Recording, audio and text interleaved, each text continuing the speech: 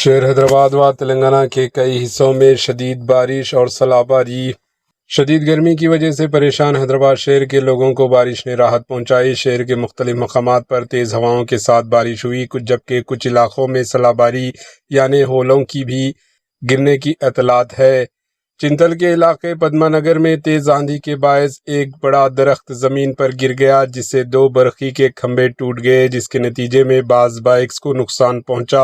کوکٹ-پلی، موسیپیٹ، JNTU، نظام پیٹ، KPHB اور GD مٹلہ کے علاقوں میں ژالہ باری یعنی برف یعنی اولوں کی بارش ہوئی۔ دوسری جانب سکندرآباد کنٹینمنٹ کے مختلف علاقوں میں اچانک موسم تبدیل ہو گیا۔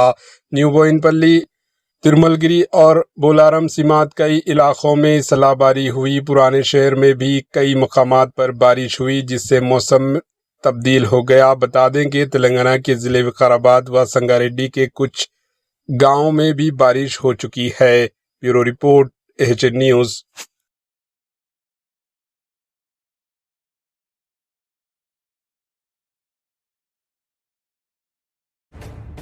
AHN نیوز کے YouTube چینل کو سبسکرائب کریں اور بیل آئیکن کو دبانا نہ بھولیں تاکہ آپ کو ہر نئی آنے والی ویڈیو کا نوٹیفیکیشن بر وقت مل سکے۔